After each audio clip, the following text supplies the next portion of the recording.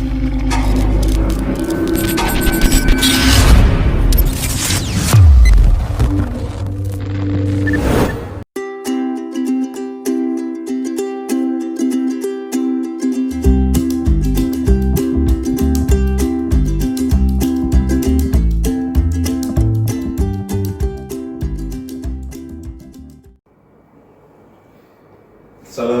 warahmatullahi wabarakatuh. Selamat pagi adik-adik dari SMK Negeri 1 Popelem, SMK 1 Sudirman Wonogiri, kemudian SMK Pancasila 9 Wiroyo. Selamat pagi Bapak Ibu mentor maupun Bapak Ibu coach yang pastinya mengaku dari siswa dari ketiga SMK tersebut. Baik, perkenalkan, saya Apif Nur Imam dari PTD PLK Wonogiri. Saya akan menuntun jalannya program sesi work readiness pada saat ini.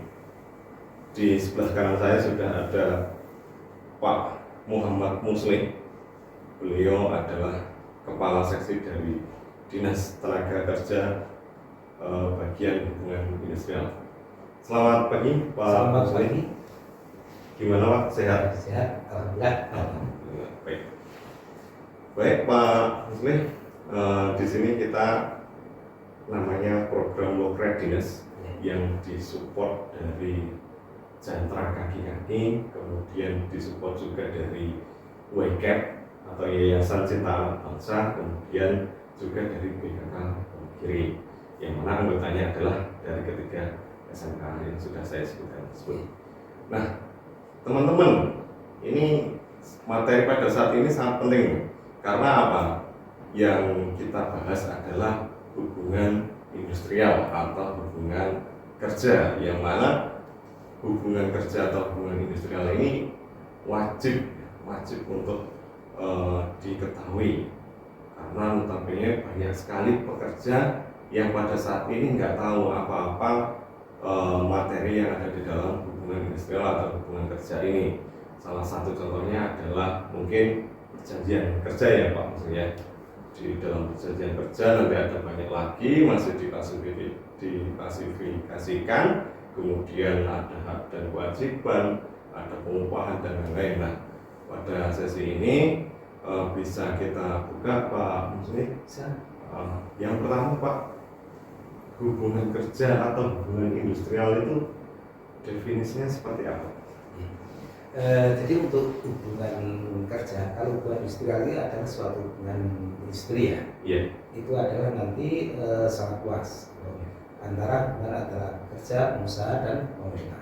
Tapi kalau hubungan kerja ini adalah merupakan suatu awal yang akan dilakukan bagi calon tenaga kerja untuk memasuki hubungan kerja.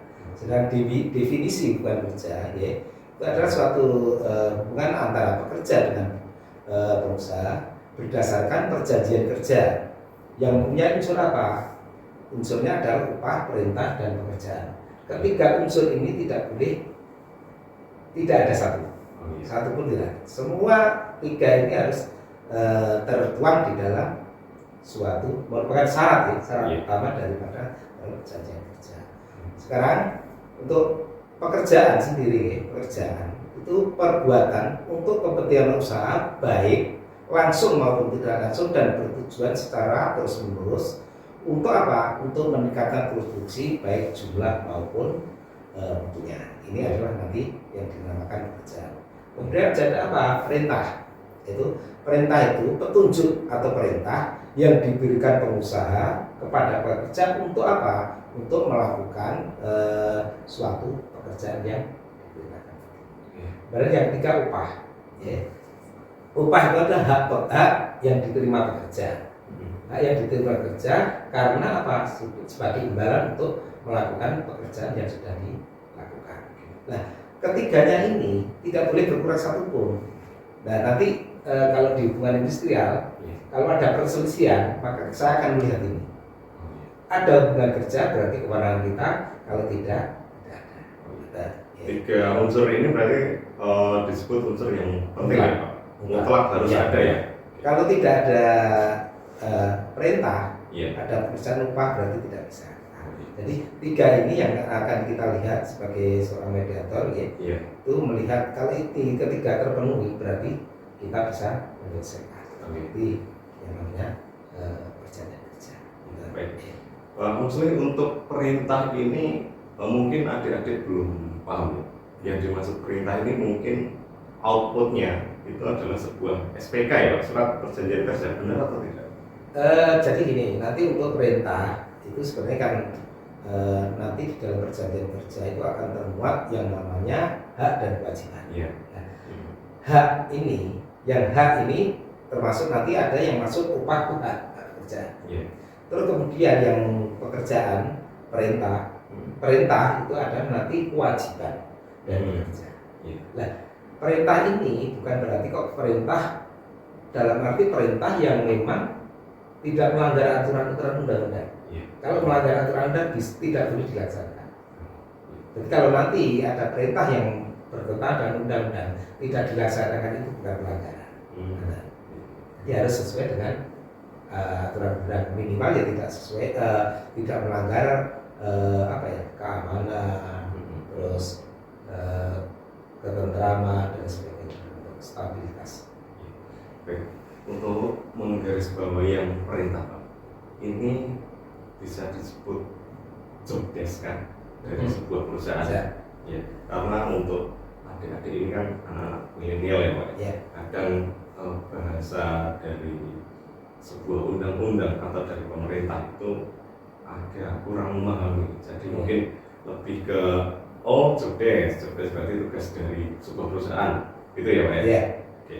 Kemudian untuk upah, Pak, itu adik-adik ini yang paling sering ditanyakan sebelum tes kerja itu kan pasti gajinya berapa, gitu ya? Karena yang memang salah satu syarat atau salah satu motivasi orang bekerja itu adalah upah, begitu.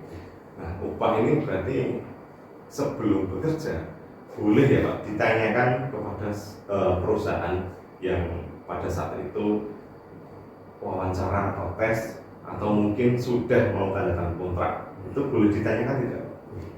Boleh ya. Jadi gini, di dalam perjanjian kerja itu kan ada syarat-syaratnya ya. Yang dimuat di dalam perjanjian kerja itu apa saja?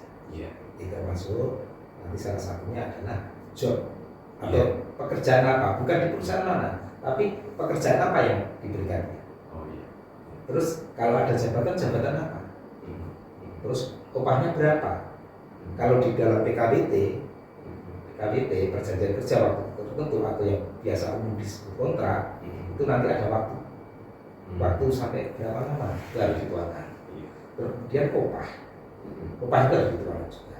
Nah, nanti sebenarnya di dalam perjanjian kerja waktu tertentu itu harus dicatatkan di dinas tenaga kerja setempat. Kalau besok setelah UCK ini jalan, nanti melalui online ke kementerian. Bisa langsung online. Jadi fungsi daripada pencatatan ini nanti adalah mengoreksi materi-materi yang ada di dalam perjanjian kerja itu sesuai atau belum, bertentangan atau tidak. Dan nanti kita buatkan catatan-catatan. Oh, ini melanggar pasal ini melanggar pasal ini. Jadi kalau memang ada pencatatan, insya Allah nanti ada sesuai ketentuan. Sudah sesuai dengan undang-undangan. Tapi walaupun begitu, pekerja ya harus mempelajari lah ya. Misalkan tentang upah, kita mau bekerja di mana? Di Wonogiri, berarti harus tahu UMK Wonogiri. Ke Bandung, tanya aja, misalnya Jawa Barat, warga Jawa Barat berapa?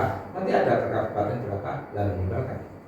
Karena nanti biasanya kalau pekerja baru itu biasanya berapa UMK, upah minimum kabupaten untuk pekerja yang masih masa kerja 1 tahun. Untuk UMK yang fresh graduate atau yang baru bekerja gitu ya, Pak, itu berarti sudah ada peraturannya kan? Karena berarti untuk semua daerah disamakan. Misal di Bandung ya pakai UMK Bandung. Kemudian kalau di Solo misal UMK Solo. Itu sudah semua ya, satu Sudah. Indonesia sama ya? Sudah ada perundang-undangannya ya? Ya, ada. Nanti UMK itu kan yang SK-nya diputuskan oleh gubernur masing-masing. Nanti Jawa Tengah, untuk gubernur Jawa Tengah, nanti lampirannya kan ada semua kabupaten. Besarnya berapa, sehingga sampai Sukoharjo yang lain. Iya. Itu ada dimanapun di Indonesia. Nah kebetulan ini baru pembahasan UMK. Kita sudah naik tapi belum diputus oleh Moga aja barang lagi. Semoga naik tinggi ya Pak. Ya adik-adik, jadi sebelum bekerja itu wajib untuk mengetahui ya Pak, Ya, apa itu perjanjian kerja. Perjanjian kerja itu di dalamnya nanti ada yang sudah disebutkan Pak, maksudnya ada upah, benar ya Pak? Ada upah, mungkin ada kewajibannya seperti apa di PKWT itu, kemudian ada juga waktu ya Pak. waktu kalau PKWT ini. Oke. Kemudian untuk perjanjian kerja nih, Pak, ini kan menurut adik-adik ini hal baru apa atau itu perjanjian kerja? Bisa mungkin dijelaskan perjanjian kerja itu apa? Oke. Seperti yang saya ulas tadi, perjanjian itu perjanjian antara pekerja dan pengusaha. Nanti kalau rincinya yang memuat tentang hak dan kewajiban. Oh iya. Jadi kalau secara definisi, tapi kalau nanti isinya ya seperti tadi, tertuang semua hak dan kewajiban. Misalkan nanti haknya banyak sekali, ada upah dong, termasuk yang normatif aja dengan keikut pesertaan BPJS, baik kesehatan maupun ketenaga kerjaan. Nanti banyak yang sifatnya tunjangan-tunjangan lah, kalau perusahaan mampu tunjangan-tunjangan itu ada. Tapi intinya yang paling detail itu nanti adalah yang paling dicermati di dalam perjanjian kerja itu, yaitu nanti masalah jobnya. Jobnya apa itu harus tahu, karena jangan terjebak dengan perusahaan. Kita masuk ke perusahaan luar misalkan di Batam, PT-nya ini atau perusahaannya itu rumah makan ini, tapi kita tidak sesuai dengan job yang kita inginkan. Nah itu kasihan nanti di sana tidak akan terasa. Jadi jobnya harus disebutkan. Ya, berarti di dalam sebuah perjanjian kerja itu memuat semua ya, kewajiban termasuk kesejahteraan dari tunjangan, termasuk di situ juga ada, termasuk waktu. Kemudian perjanjian kerja ini ada berapa sih Pak? Perjanjian kerja itu kalau dilihat dari perjanjian kerja ada dua ya. Perjanjian kerja waktu tertentu, itu yang biasa disebut secara modal kontrak. Berapa waktu? Nah, ini di dalam undang-undang disebutkan nanti paling lama 5 tahun. 5 tahun. Dalam kontrak paling lama 5 tahun. 5 tahun. Nah, setelah 5 tahun harus berlanjut, berarti beralih ke kerja tetap. Nah, yang kedua adalah PKWTT, pekerjaan waktu perjanjian kerja waktu tidak tertentu, atau yang disebut secara umum adalah tetap. Nah, di sini PKWT ini nanti harus dituangkan seperti itu. Perjanjian kerjanya berapa tahun. Nah, perbedaan dari Undang-Undang 13 dengan UU JK yang dijelaskan dalam PP 35 itu perbedaannya adalah kalau waktu dulu di dalam Undang-Undang 13 setelah habis kontrak itu tidak ada kompensasi, tapi sekarang mendapat kompensasi. Jadi 1 tahun kompensasi nanti mendapat 1 kali upah, 2 tahun 2 kali upah. Tapi kalau kurang dari 1 tahun, tapi lebih dari 1 bulan, proporsional. Atau misalkan lebih dari 1 tahun, tapi kurang dari 2 tahun juga proporsional. Tapi kalau per tahun sudah jelas 1 kali upah, 1 kali upah, 1 kali upah. Terus untuk PKWT itu tidak dibolehkan adanya masa percobaan. Tidak ada training, gitu ya. Berarti langsung dari pertama itu langsung berapa tahun gitu. Tapi kalau di dalam PKWTT tetap itu diperbolehkan adanya percobaan selama 3 bulan. Nah, selama 3 bulan ini kedua belah pihak, baik pekerja maupun usaha, bisa memutuskan hubungan kerja tanpa konsekuensi apapun. Jadi tidak ada konsekuensi apapun. Secara bekerja tidak cocok dengan pekerjaan boleh keluar. Begitu juga dengan pengusaha, kalau memang tidak berkenan untuk pekerjaan ini karena mungkin kurang terampil atau kurang bisa diputus saat itu. Setelah 3 bulan. Bedanya itu. Bedanya berarti kalau yang PKWT itu bisa disebut sebagai perjanjian kontrak, perjanjian kerja kontrak. Kemudian kalau PKWTT itu adalah perjanjian kerja waktu tetap. Seperti itu. Nanti bedanya kalau di PKWT misalnya, PKWT kan perjanjian kerja tanda tangan. Ya. Kalau di PKWTT biasanya diterbitkan SK mengikat. Waktunya tidak terbatas sampai usia pensiun. Ya, begitulah adik-adik ya. Jadi bedanya nanti kalau pada saat mau bekerja atau sudah mau tanda tangan kontrak itu bisa dilihat.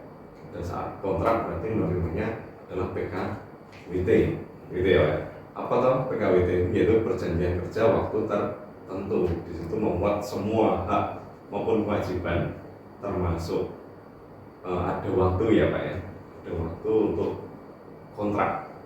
Kemudian kalau PKWTT itu perjanjian kerja waktu tidak tertentu atau bisa disebut dengan perjanjian kerja pegawai tetap seperti itu ya Pak. Yang mana di situ tidak dicantumkan waktu kerjanya karena tidak kontrak. Tetapi pembedanya kalau pekerja tetap itu ada masa training selama 3 bulan. Boleh lebih tidak Pak? Tidak. Berarti harus 3 bulan. 3 bulan paling lama. Paling lama 3 bulan. Kemudian kalau PKWT atau perjanjian kerja waktu tertentu yang untuk tenaga kontrak itu tidak ada masa training. Tidak ada ya. Jadi langsung kontrak berapa tahun durasinya seperti itu. Oke. Setelah dari PKWT Pak, nanti maksimal 5 tahun seperti itu ya. Sebelum 5 tahun terus terjadi mungkin tidak kesepakatan antara perusahaan dengan pekerja, itu apakah boleh mengajukan resign? Jadi gini, sebenarnya kalau di dalam PKWT itu kan kontrak ya. Kontrak itu sebenarnya kalau harus selesai. Nah, kadang terjadi sesuatu yang belum selesai tapi sudah adanya putus hubungan. Itu sebenarnya di dalam undang-undang maupun undang perdata sudah dijelaskan. Jadi apabila ini kan calon pekerja yang harus tahu.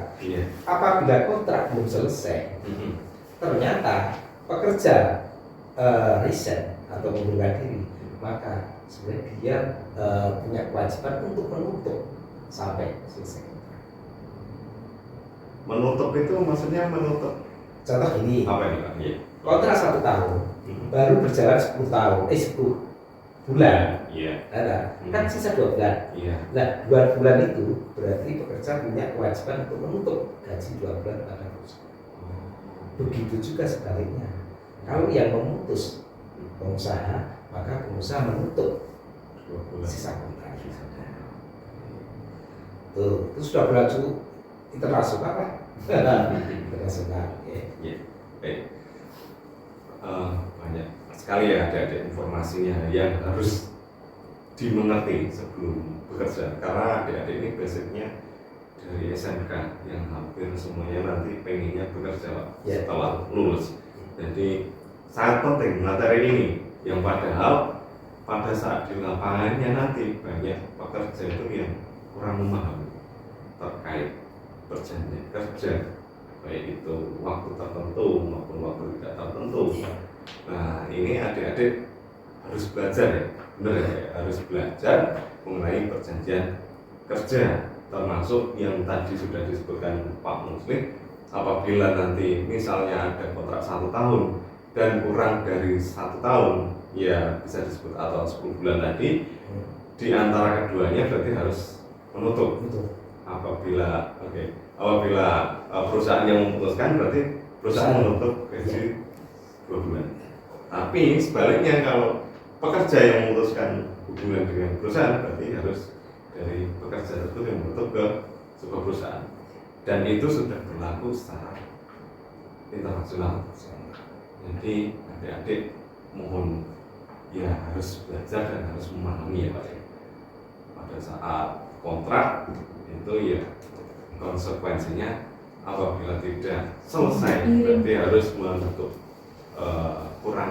kurangnya durasi tersebut gitu ya Pak.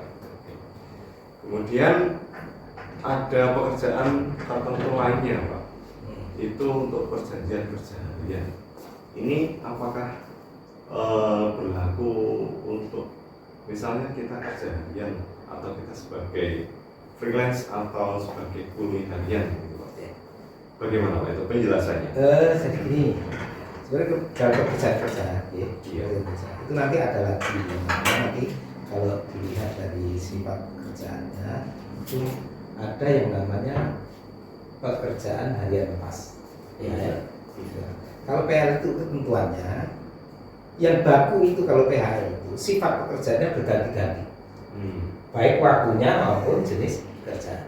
PHL cirinya biasa. Terus dibatasi paling lama 21 hari. Kalau lebih masih tetap bekerja, seharusnya sudah beralih ke status PKW. Beralih ke PKWT gitu ya. Begitu juga PKWTT tadi, ya. PKWTT lebih 5 tahun kok masih bekerja, beralih ke PKWTT. Konsekuensinya cuma itu.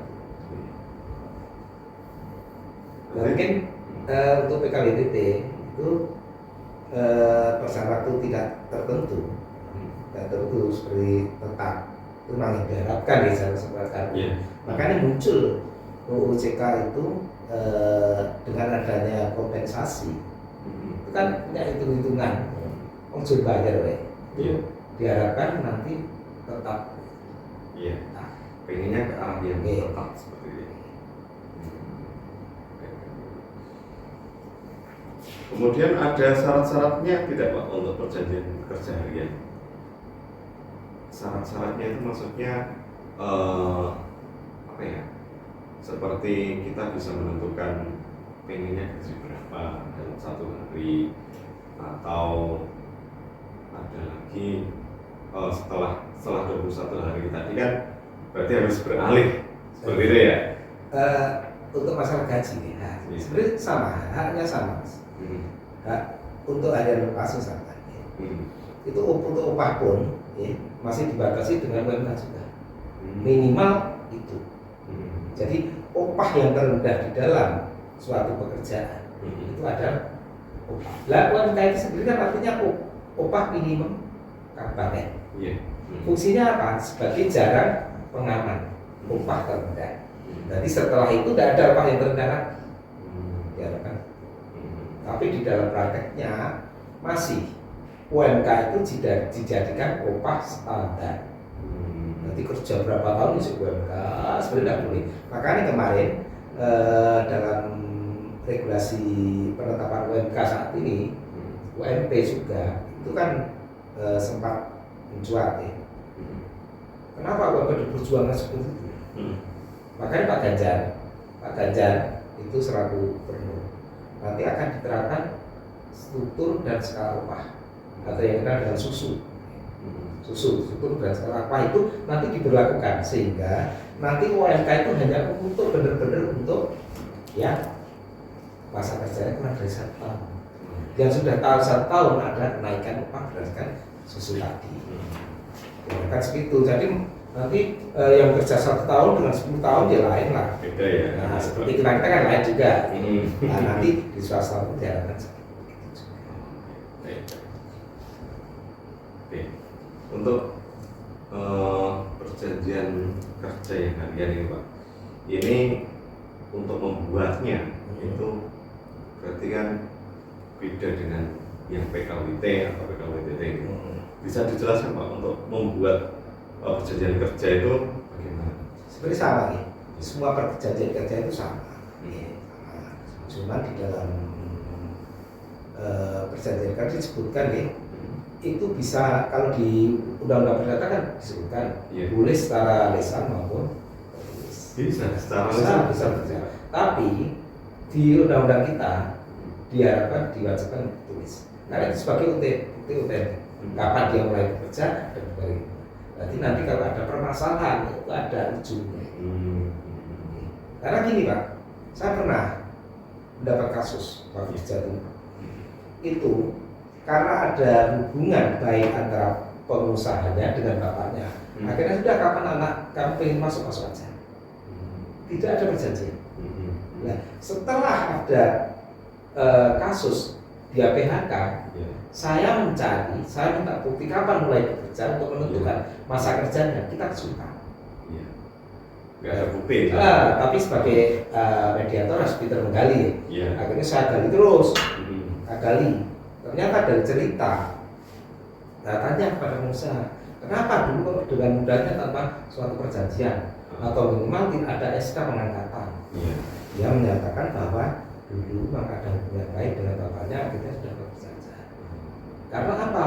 Karena saat itu dia itu ibaratnya melamar anak gadis orang, belum diterima karena tidak bekerja. Akhirnya saat saya bekerja. Oke kalau gitu. Terus di dalam sidang si pekerja tak suruh bawa akte nikah.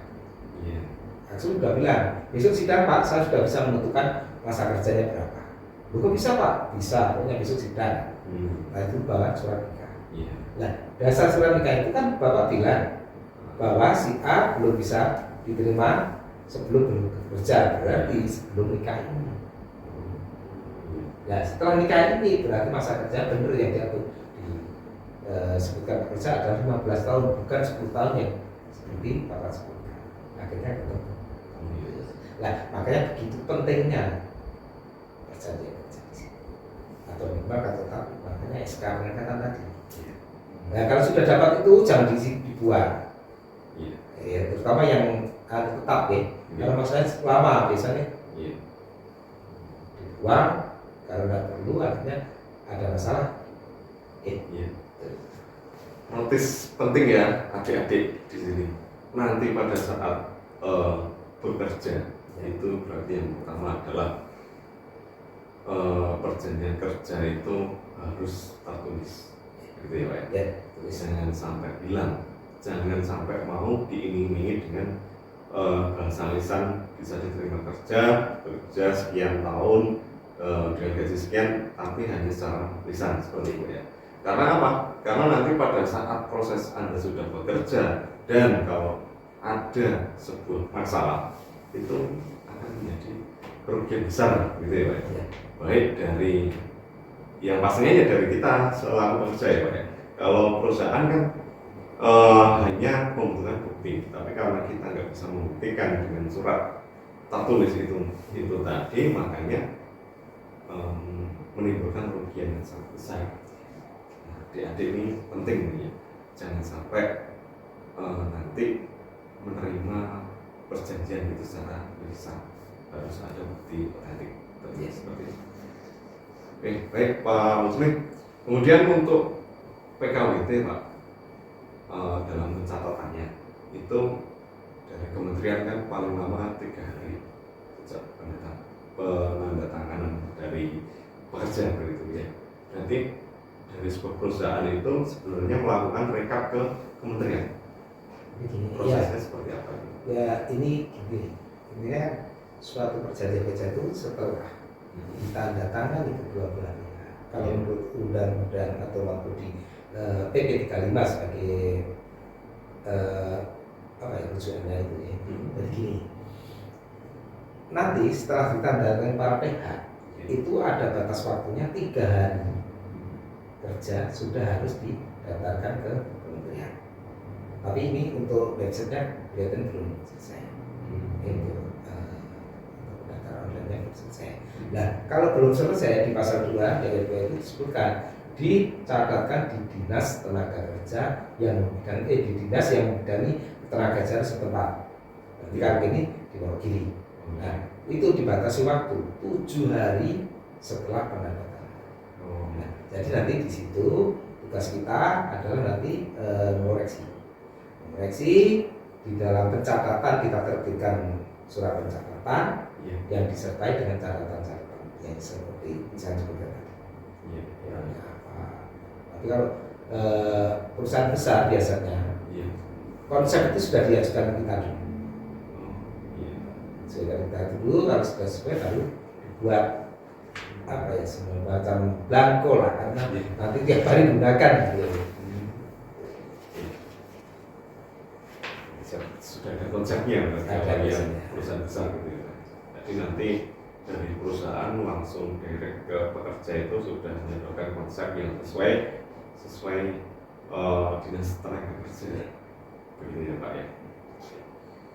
Ini juga sangat penting adik-adik. Jadi dari sisi perusahaan ya Pak, kita mendapatkan informasi bahwa setelah adik-adik nanti menandatangani kontrak itu pasti langsung direkap ke kementerian, Ya, tapi melewati dinas tenaga. masih di dinas saya. Iya, masuk dinas tenaga kerja dulu, baru ke kementerian dengan durasi waktu 3 sampai 7 hari seperti itu ya Pak. Ya. Oke, perjanjian kerja. Kemudian Pak, banyak sekali apa ya yang menanyakan kalau perjanjian kerja berakhir itu biar tidak kena denda atau sanksi, itu ada syarat-syaratnya tidak?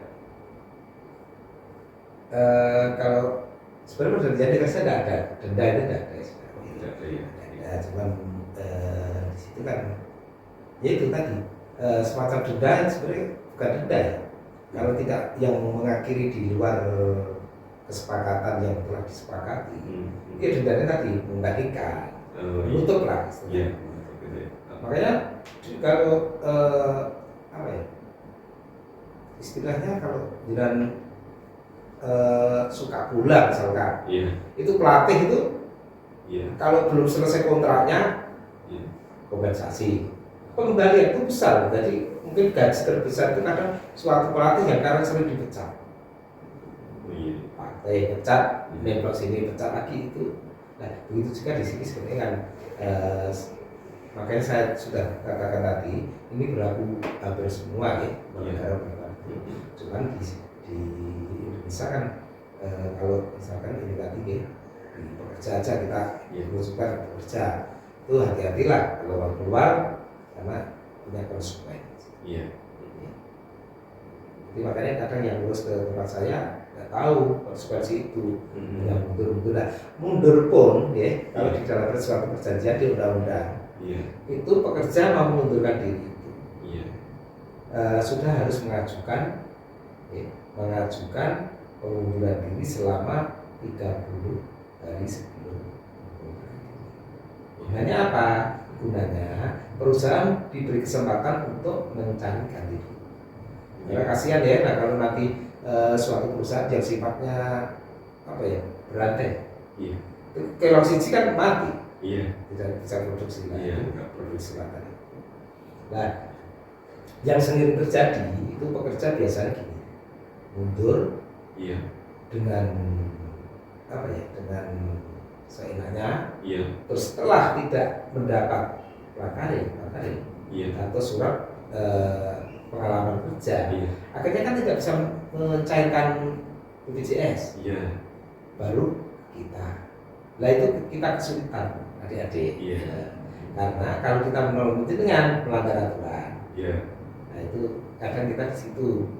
Kalau kita datang ke perusahaan, nah ini kan melanggar aturan Pak, seharusnya 30 hari ini langsung pergi. Biasanya nggak mau mengeluarkan makannya. Nah ini tolong nanti kita saling apa ya, menjalankan suatu aturan yang ada. Ya itu adik-adik, nanti pada saat proses mau resign itu ada berapa aturan yang harus memang menjadi SOP ya Pak, atau dilaksanakan. Ya itu seperti nggak boleh kabur, maksudnya kabur itu di sebuah perusahaan yang mungkin sudah diberlakukan semua internasional, minimal harus memberikan waktu pemberitahuan pada perusahaan selama 30 hari kerja. Hari kerja atau hari kerja. Gunanya untuk apa loh? Ya, gunanya untuk memberikan kesempatan pada perusahaan mengganti, mencari ganti dari Anda yang sedang mengundurkan atau resign dari tempat kerja tersebut. Nah, kalau Anda resign itu dengan baik, dengan SOP yang ada atau dengan peraturan yang ada, itu untuk mencairkan BPJS atau mungkin tunjangan dari perusahaan itu bisa dilaksanakan. Iya, Seperti ya, Pak. ada syarat-syarat yang dikeluarkan perusahaan bisa keluar. Ya, syarat-syaratnya bisa keluar. Tapi kalau adik-adik keluar ya langsung keluar, memberikan waktu ke perusahaan cuma misal sehari 2 hari atau cuma 1 minggu, itu hak yang diterima seperti tunjangan ataupun pencairan BPJS itu pasti terganjal karena itu kesalahan dari pekerja yang belum atau tidak memahami peraturan untuk peraturan kerja yang berakhir seperti itu. Seperti itu ya, kurang lebih ya Pak Muslim ya. Tapi adik-adik mohon diperhatikan baik dari pada saat mau melamar, terus kemudian masuk dengan perjanjian kerja maupun keluar. Jadi semua sudah ada di perundang-undangan seperti itu ya Pak. Jadi untuk mau mengurus tunjangan maupun BPJS atau mencairkannya itu sudah lancar, tidak terganjal syarat atau ketentuannya. Kemudian kalau kita sebagai pekerja itu mengundurkan diri Pak, apakah ada sebuah kompensasi dari perusahaan? Jadi gini, kalau mengundurkan diri itu hanya dikenal di tetap. Tetap itu nanti kalau PHK, jadi PHK itu ada beberapa macam ya. Ada karena habis kontrak, ada karena sampai pensiun, ada karena kesalahan. Kesalahan pun ada kesalahan berat, kesalahan kecil, pelanggaran, terus kemudian meninggal dunia. Yang terakhir yang ditanyakan adalah mengundurkan diri. Nah, berarti mengundurkan diri itu sebenarnya kan tadi sudah saya jelaskan, mengundurkan diri syaratnya harus disampaikan 3 bulan. Tapi ini hanya berlaku untuk untuk yang tetap. Untuk yang kontrak tidak ada mengundurkan diri ya. Yang mengundurkan diri itu tadi konsekuensi. Tapi kalau perusahaan nggak minta juga nggak apa-apa. Setelah luar negeri nggak minta. Kompensasinya, misalnya menutup itu tadi. Ya saya bekerja ya. Kalau dia mengundurkan diri secara baik-baik, sudah dikasih pengalaman kerja, sudah tidak minta apa-apa. Misalnya masih baik-baik. Terus kalau yang mengundurkan diri, kalau sudah memenuhi syarat, misalkan 30 hari itu dan sudah disetujui, maka dia tidak mendapat pesangon. Cuman mendapat penggantian hak dan sifatnya ada yang macam-macam Mas. Ada yang menyebut tali AC, ada yang menyebut, pokoknya intinya itu nanti harus ada. Karena di dalam undang-undang disebutkan bahwa misalkan gini, untuk mengundurkan diri mendapat selain mendapat penggantian hak juga mendapat variasi atau uang pisah. Kalau di undang-undang uang pisah, uang pisah yang diatur di dalam PK, PP maupun PKB. Di dalam perjanjian kerja, peraturan perusahaan maupun PKB. Nah, perjanjian kerja di sini yang saya maksud di dalam PKWTT atau tadi perjanjian kerja itu kenapa kok ada perjanjian kerja? Karena di perjanjian kerja PP maupun PKB. Nah, bagi perusahaan yang belum mempekerjakan 10 orang berarti kan tidak wajib buat PP, kan sebenarnya perjanjian kerja di PK disebutkan. Tapi kalau sudah lebih dari 10 dan punya PP, maka cukup SK. Karena sudah diatur lebih jelas di dalam peraturan perusahaan. Yang keseluruhan kalau di dalam perjanjian EPP. Nah, bedanya PP sama PKB. Kalau peraturan perusahaan itu mutlak dibuat oleh perusahaan. Kalau PKB yang perjanjian kerja bersama, jadi dibuat antara pengusaha dan serikat kerja. Jadi lebih kualitasnya diharapkan lebih baik ya.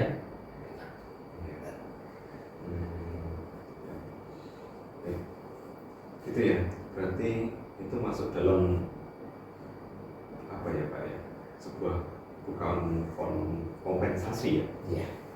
Itu masuk juga sudah ada di dalam peraturannya. Ya, jadi nanti setiap ada mengundurkan diri, ada kesalahan itu sudah diatur sanksinya berapa.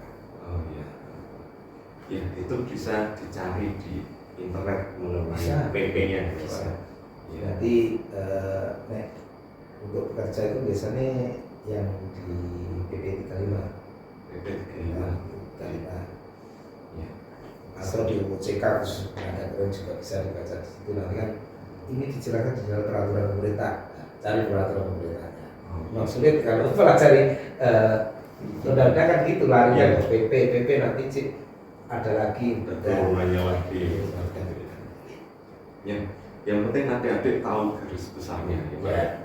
Tahu garis besarnya bahwa dalam bekerja itu juga ada peraturan pemerintah, mungkin ada apa tadi namanya UCK ya, UCK. Nah itu nanti masih ada lagi turunan-turunan dari peraturan tersebut.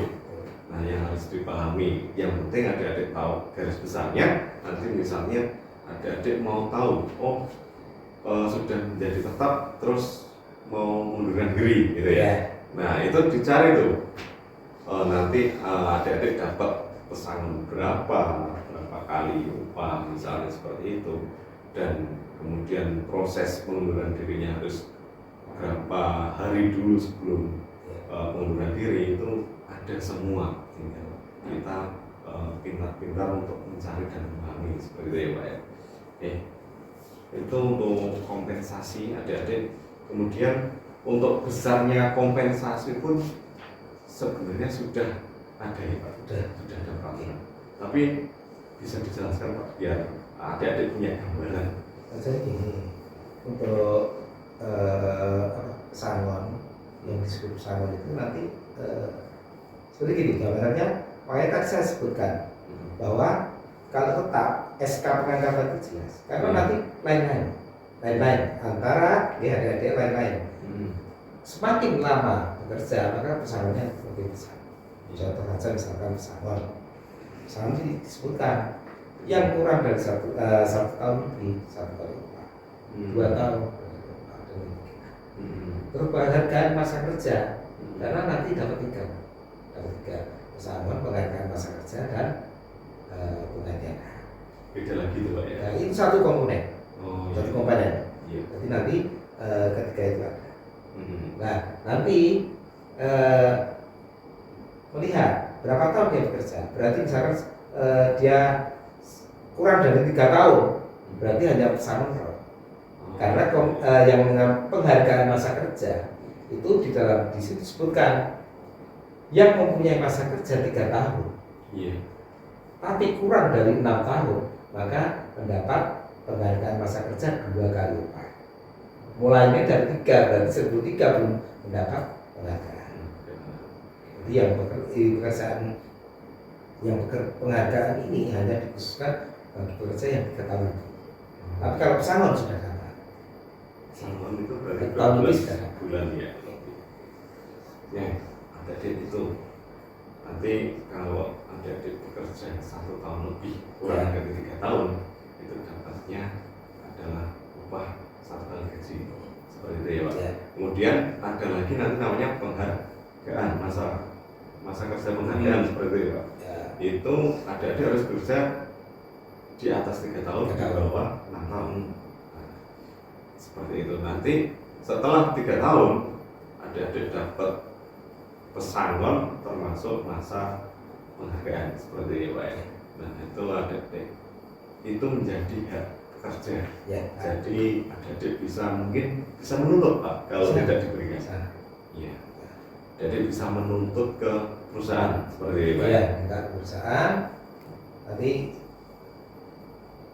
ya bisa ya minta ke perusahaan. Karena itu jelaskan pajak. Iya, nanti perusahaan punya penjelasan sendiri. Nah, untuk pesangon atau kompensasi ini apakah masuk dalam sebuah perjanjian kerja?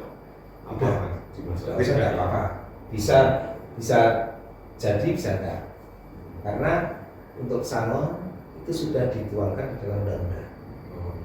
Jadi dituangkan lagi juga tidak apa-apa, tidak juga tidak apa-apa karena sudah diatur. Karena sebenarnya perjanjian kerja, peraturan perusahaan maupun PLT itu adalah mengatur hal-hal yang belum diatur dalam undang-undang. Jadi misalkan ini di luar undang-undang sebenarnya. Atau penjelasan, atau lebih baik tidak apa-apa. Misalkan perusahaan mengatur hanya undang-undang mengatur hanya sedikit, tapi diperbanyak oleh PP tidak apa-apa. Hanya ditinggikan apa. Misalkan upah UMK di SK UMK disebutkan 3 juta atau 300 saja. 300. Perusahaan berani bayar lebih disebutkan boleh.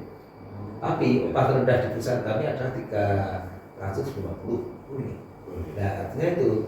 Makanya dalam undang-undang misalkan